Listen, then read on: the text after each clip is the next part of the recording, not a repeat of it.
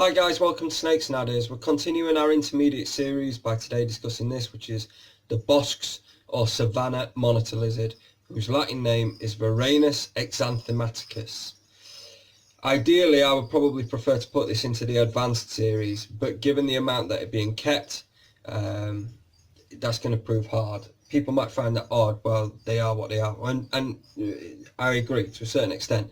But if there's a huge population being kept by keepers that don't necessarily fall into the advanced bracket, then can you put them in there? Do we still want to apply to the intermediates? I mean, believe me, there's going to be some truth bombs dropped during this video, which, you know, will highlight just how the shortcomings and shortfalls that so many keepers of Bosc monitors have. But royal pythons aren't a classic beginner species. They're tropical, seasonal feeders, pains in the arse. Western hognose aren't classic beginner species. They're rear-fanged. You can have allergic reactions to their bites. You know, they're seasonal feeders. The males may only feed a handful of times a year. So, yeah, we still have to sort of shift classes. Bosc monitors are probably actually one of the most commonly kept of all monitors, particularly in the US, which import huge numbers from the wild. And the UK is not much better, with still a huge amount being imported. It's a very much misunderstood species. It rarely lives to be a grand old age. The most common ailments are going to be obesity. Christ, I've seen some monsters in my time. Horrific things. And that's down to just poor basic husbandry. So, you know, it's going to be quite a long video. We'll get through as much of it as we can. I don't want to stress this little dude out anymore than I have to. I'm sorry, yeah, look, I'm not going to. I've already been weed on whilst I was setting up for this video. So, you know, baby Boscs are a little nervous. So, Varanus exanthematicus. Exanthem is Latin meaning blister or boil, which describes the enlarged oval scales on the neck of the monitor lizard. It was originally listed as Lacerta exanthematicus, and it was later reclassified to Varanus. It was a French botanist called Louis Augustin Guillaume Bosc who described it in 1792. They are now residents in a subgenus which is called Polydactylus, which is a real gobful, which includes a lot of the other African varanids, which would be Albigularis, the whitethroat, Niloticus, the Nile, and Ornatus, the Ornate or Burundi. So they've all got these different ones. I know a lot of the Australasian smaller stuff, they're in Odatria, and so Varanus is a huge group, and they're just trying to make sense of it all and get these suborders and subgenuses in place. So if you see Polydactylus mentioned, that's what it's in reference to, this sort of African group of monitors. So it occurs in Senegal, Sudan, Ghana, Benin, Togo, and Nigeria. And it's almost exclusively found in savanna, grassland, farmland, and cultivated areas. So that's in reference from a text by Daniel Bennett. Very common around cultivated areas where the rats and the mice or whatever else will be a higher population, and some of the pests with the drainage areas with the frogs and toads and the insects coming to feed on the cultivated crops. You know, these guys are going to try and benefit from that. They're commonly associated, particularly in Ghana, with the giant cricket burrows. So, in captivity, these lizards are bought with a total lack of respect for where their natural origin is and how we're going to try and maintain them. This species is an avid burrower. It loves to dig. And whatever our setup is, particularly for adults, we must make allowances for these animals to enter into one of the 5 fundamental freedoms, which is natural behaviours, which includes digging. So ideally, in a perfect world, we would try and set up a substrate with a clay, soil and sand mix that would hold itself and be able to bind so that they can create burrows that are self-supporting and will not cave in upon the captive lizard. In practice, this may be more difficult, and also it might take a bit of practice, dummy runs, all the rest of it. So we could also consider the use maybe of subterranean polypipe.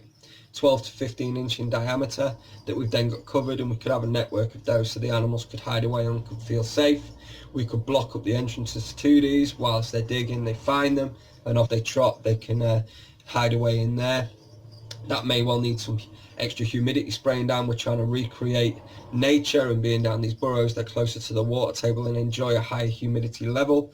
Bad sheds are common in Bosc monitors because of the lack of humidity. Everyone just reads savanna, thinks desert, and then it all kind of goes wrong from there. These animals actually, with the way that they go down the burrows and the countries of origin that they are from, such as Ghana and Togo, actually there's a lot of overlap here with royal pythons. You wouldn't keep a royal python bone dry.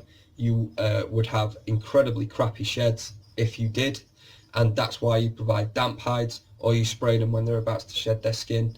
A Bosc monitor is from the same countries, not from anywhere different. So you know, the issue that we've also got is that we lack enrichment in these enclosures and ways for them to exercise, and they get lazy and they just lay still and they get fat, and then they suffer with the obesity. Coupled with that, people don't keep them at the right temperatures and they keep them too cold. This affects renal function, so liver and kidney function, the way that they can break down their prey, which is invariably just mice and rats, which are higher in fat than their natural prey, and therefore it's a vicious cycle and it just gets worse and worse. So also, because they're on mice and rats, in the years gone by we never kept them under UV light. There's just a list of shit husbandry that has plagued this species for years. So how do we combat that? Where do we go? What are we going to do? Okay, you're going to need a massive viv. You're dealing with a lizard that potentially, in extreme circumstances, will reach 5 feet long. A male should clear 3.5, maybe even 4 feet. Female, probably 3 to 3.5 foot long. This is an active animal. This has a requirement for a very large enclosure. We're talking 8 by 3 by 3, 8 by 4 by 4 for big animals. We need a really deep front lip so that we can get the substrate in there. You need a floor that can support the weight of the enclosure with all of the substrate in place. So this is probably not a good idea to build upstairs. So we're thinking about garages, outhouses, purpose-built sheds, utility rooms that have been converted, concrete floored houses are best. Anything that's got a wooden floor, you're going to have to think about support. This will be exactly the same as thinking about putting a large custom aquarium in a house. You've got to think about the weight that you're putting in there.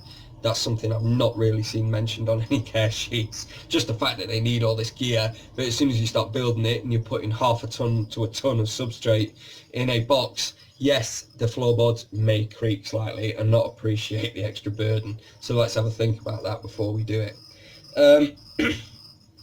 They need to be able to burrow. They need the big tank. We need a basking area at one end, which is large enough of a basking area that the animal can lay. The single heat source could burn your animal, so it might be worth spreading the workload between a couple. We want a basking area of between 130 and 150 Fahrenheit. Holy crap, that is hot. Right, so we're talking 50 degrees plus Celsius. And these animals will actively bask at that. These higher temperatures improve renal function, allow them to break down all of these proteins and fats and everything else from the mice and rats, and therefore we grow at a more natural rate. We don't stunt out and just get fat as easily. This has to be coupled with exercise and enrichment. So we would use the treat balls that you can buy for dogs and cats, that as the ball rolls it will release treats, and within that we will use earthworms, snails, cockroaches, locusts, crickets, and once they catch the scent, they'll run round this viv with the ball, knocking it, trying to catch the prey as it escapes. It'll take a while for them to get used to it, but it's this sort of enrichment that zoos and other institutions will use to try and combat obesity in their larger monitors that keeps them in tip-top shape. In private hands, it is too easy to just have a small tank with a Bosc at 40 degrees, 15 degrees Celsius cooler than it should be, banging in mice and rats every day, and it just ends up like a blimp that can't move, dragging its belly across the floor. When a bosc walks, its belly should be nowhere near the floor. It should be completely clear of the floor. It may even have a slight crease down its side as it walks. This is its normal build. The big, bloated, fat belly dragging all the substrate that you've put in underneath it, that's not so good. And your animal is not going to live very long in those standards. So we've got the treat balls, we've got the UV light. UV 12-14%, preferably T5. I'd also run it alongside maybe full spectrum lighting. There is a movement towards bioactive enclosures. You are using a substrate now, so if we're going to do it properly with our soil, clay and sand, we can potentially plant out the tank. There isn't a huge amount of species that are going to tolerate the heats at the warm end, but if I was going to attempt to put them down there, I'd be looking at the aloe veras, and I'd be looking at kalanchoe, which is mother of thousands and mother of millions. You could potentially use euphorbia, which again is African, but be careful because there is latex inside the plant, so you must make sure that it's planted in an area where it's unlikely to be broken or snapped, which with a big heavy built Bosc monitor may be difficult. But yeah, if we were talking about the natural and wild recreation, which you see mentioned a lot, actually in the wild we are looking at aloe vera, we're looking at euphorbia, we are looking at kalanchoe or kalanchoe, however you want to pronounce it. So those are the species, as well as maybe introducing some of the Carex grasses, some of the different colours. You could maybe use flax, but this potentially might outgrow the tank. So hardy ferns and bamboos maybe down the cool end. We're going to need to have the humidity present. We've already discussed that because of the shedding in the skin, so watering the plants won't be too much of an issue. Obviously make sure that your enclosure is sealed, otherwise you're just going to rot and blow your tank. See, there's a lot more to take into consideration than just buying a Bosc monitor. In years gone by, they're slightly increasing in value now, but like at 25-35 quid as a little cute baby, as an import, and just thinking, yeah, screw it, stick it in a 4'5", that's the end of it. And then eventually ending up on Gumtree or dead because it was just obese. Or we get the idiots who are the huggers that have to let everything out to play, or will put a walking lead on it and take it for a walk around the park, which is equally ridiculous if you're in the UK, because this animal's from the African savannah. We're talking about basking temperatures of 150 degrees Fahrenheit, and you want to take it round a Yorkshire park out in the open, usually bare-chested with a canistella in your hand. Yeah, not the best idea, so best to probably avoid that. And how about we actually spend the money on enriching its environment in captivity, rather than letting it out around the house and potentially leaving its immune system weaker because it's not running at the right temperature.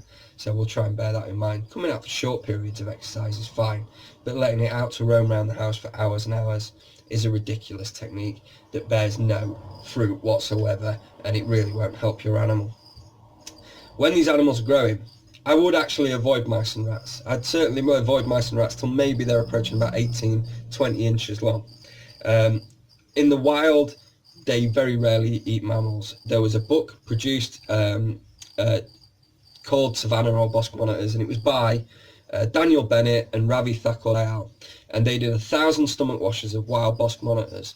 One animal had a mammal in its diet, a mouse. Actually, statistically, something like 10-15 times more likely to eat a frog than a mouse or a rat. The most predominant prey being millipedes, scorpions, and the giant cricket burrows. The giant crickets whose burrows they live in as youngsters. They predominantly make up the prey. So what are we going to feed them in captivity? What are we going to give them?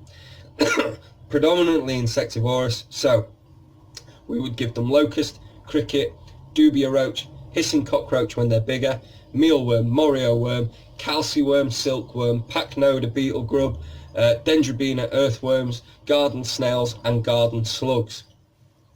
And they will eat these with gusto. We can also use our supplements, calcium, whatever else. If we're providing high level UV, we don't necessarily need to give dietary based vitamin D3, but this should be watched. As they grow, maybe approaching 2 feet in length, then we can introduce mice and rats. I would always try and err to the slightly less hairy variant. So if we can keep them on pups, fluffs, and then rat pups and rat fluffs, and if we can get the bald rats, then great. The fur tends to block up their guts and it can wreak havoc with them crapping out, and they don't clear their bowel properly, so just try and steer clear of the hairy stuff if we can. And just make sure it's a balanced diet. Don't become lazy and just rely on mice and rats constantly. Your animal will not thank you for this. Keep it lean. This might make it more mean as a consequence. It might be more territorial, it might be more food orientated, but that's its natural state.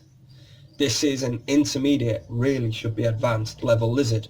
So let's forget about the tameness, playing with it, tinkering with it, all that sort of stuff. If you're going to keep a big monitor that is an active hunter, perfectly tuned killing machine from the biome which it hails, then we need to respect the way, that's the way that we need to raise it. The leanness is also going to improve its longevity, and it's just going to, if you ever want to breed them, which we're going to need to start doing at some point, regularly reproducing Bosc and Savannah monitors to support the pet trade, because we cannot just keep taking them from the wild. It can't continue. The captive bred stuff must come along. There has been some great efforts made, and they are keeping them in these naturalistic, huge, purpose-built enclosures. And even those days are low-value monitors. These people will have spent hundreds, if not thousands, on their enclosures to be able to keep these properly. Bear this in mind before you buy one. Don't just jump in. Do your research. It's really important. This is a hugely popular lizard species that just gets sold nilly-willy. The shops will not provide you with enough information. This is where we come in to try and book the trend.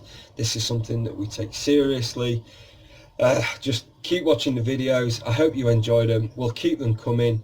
Visit www.snakesandadders.co.uk for more details and to see what we're about. Cheers.